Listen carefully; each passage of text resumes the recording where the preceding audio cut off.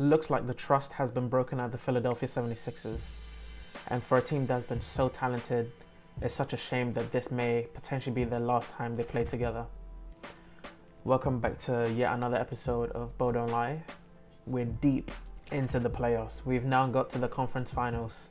So we're churning out content. You know what I mean? There's going to be content after content. So I hope you guys are ready for it. The playoffs have gone by extremely quickly.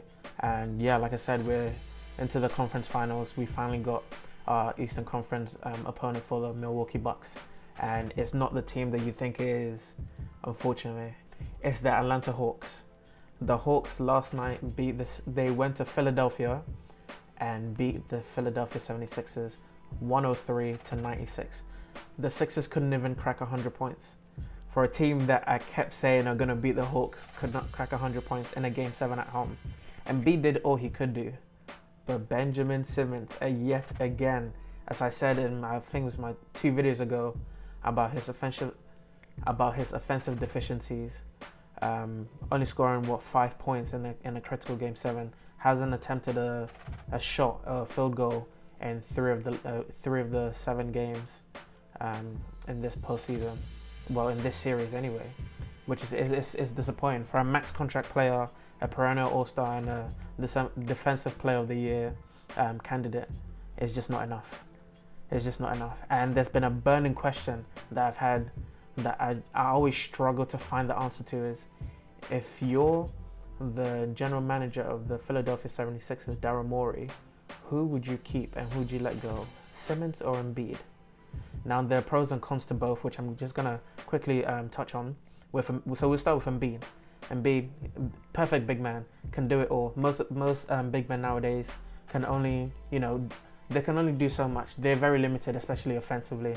They need like a point guard, someone to create quality shots for them, whether it's alley-oops or, high percentage dunks. But with Embiid, he can do it all. He can shoot the mid-range, he can shoot the three, he can make damn near 90% of his free throws, and he can literally get you 30 points and 13 rebounds on a regular basis, and you just won't find it anywhere else. Probably only Jokic is the only other big man I can think at the top of my head. Prime DeMarcus Cousins as well could do that, but it's very rare. It's very rare, and Embiid does that, with regularity. And but his cons is injuries, his attrition. He just doesn't stay healthy, doesn't stay fit. Like I said, this postseason he's played with a torn meniscus. I didn't even know that was humanly possible to do, but he did it and averaged, again, 30 points, 13 rebounds in this series. That's insane. Do you know what I mean? But his injuries, when he got drafted in 2014, he had this toe injury that kept him out for almost 2 years. He missed so many basketball games at the start of his NBA career. But when he's fit and firing, he's unstoppable. You know what I mean? He's so skilled as a big man, someone who's massive as well. You can't stop him. But again, his injury always comes into question, especially deep into the postseason. You don't know if you can trust him. Moving on to Simmons.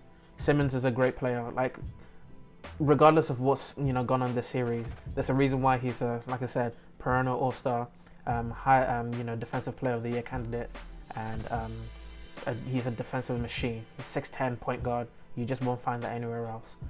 But again, his shooting, he doesn't shoot the mid-range, doesn't shoot the three. He must have made 1 3 in like the preseason, couple seasons ago, and people were cheering like it was the finals of an NBA game. Like, that's how rare he shoots, and it doesn't look like he wants to try to shoot as well. And every time I talk about Simmons, I try to compare him to Giannis a little bit as well, because those two, they're not the best shooting the ball, but the difference is Giannis actually wants to try to get better at the shot, making the shots. But I don't see that with Simmons. Simmons kind of gives me this nonchalant, it is what it is type of thing, like, I don't really care type of thing. I don't know, maybe it's just me, but he's very emotionless in the way he plays or acts. But I always lean towards the whole who would you rather keep, Embiid or Simmons thing. But this series alone just shows me that it's going to be a dead end with Simmons. Do you know what I mean? The guy's a great playmaker. He's a great defender.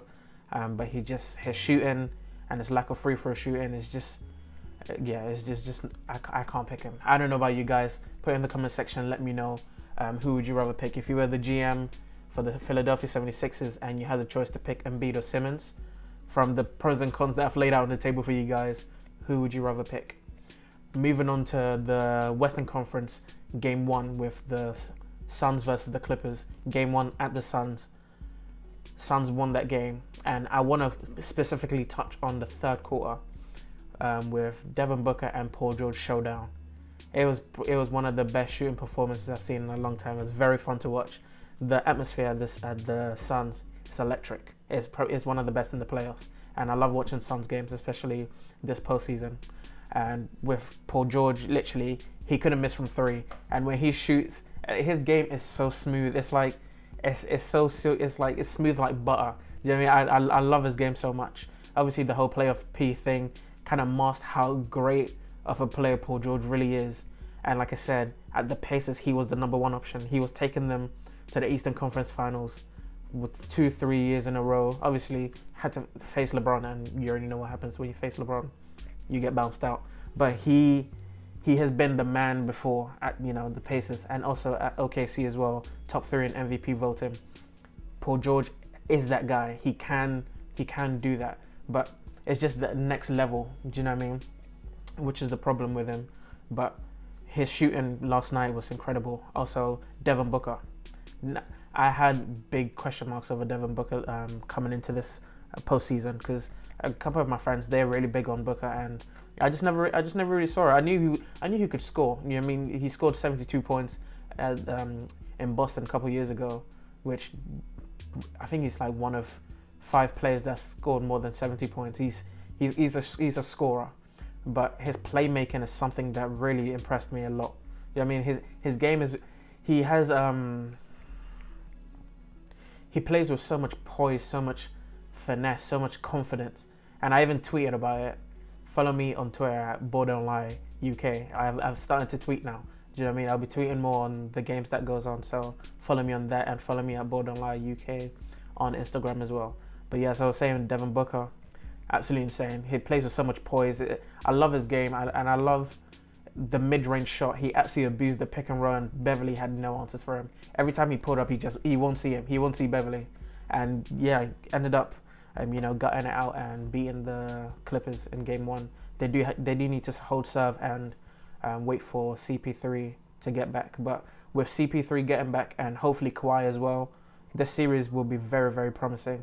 I have this going 7 games. I'm not entirely confident on my pick, but I have it going 7 games, and the winner being the Suns in 7. Let me know in the comment section what you guys think, because I have no idea. But it looks like a fun series so far. Moving on to the Bucks versus the Hawks. Like I said, the Hawks are going to be facing the Bucks in the Eastern Conference Finals.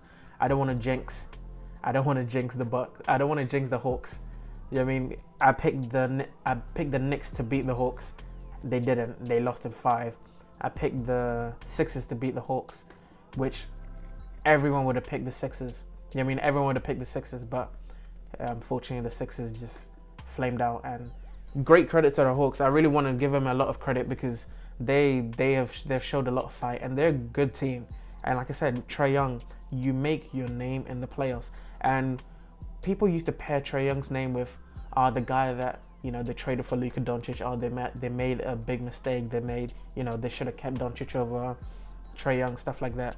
Him doing this in the playoffs shows. So people will be talking about just Trae Young, and they won't be having to pair his name with Luka. As great as Luka is, which Luka's his own man, Luka's his own player, and Trae Young has shown that he can carry a team on his back and take them further. He's taken his team further than Luka has with the Mavericks so far.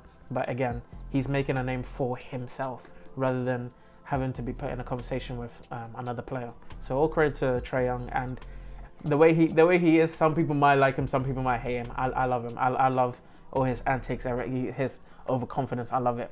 Do you know what I mean? But all that being said, I see the Bucks beating the Hawks in 6. 5 maybe, but I'll give the Hawks 2 games.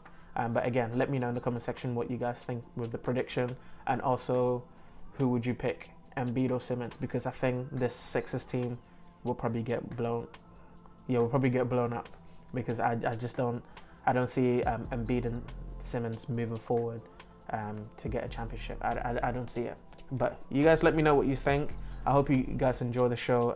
Don't forget to like, share, and subscribe, and tell a friend to tell a friend. Those who watch basketball, let them know. You know what I mean? Because I like I said, I live in the UK, so I do want to grow the sport a lot more in this country and all over the world, I guess. And yeah, I hope you guys enjoy the show. And remember, ball don't lie, baby.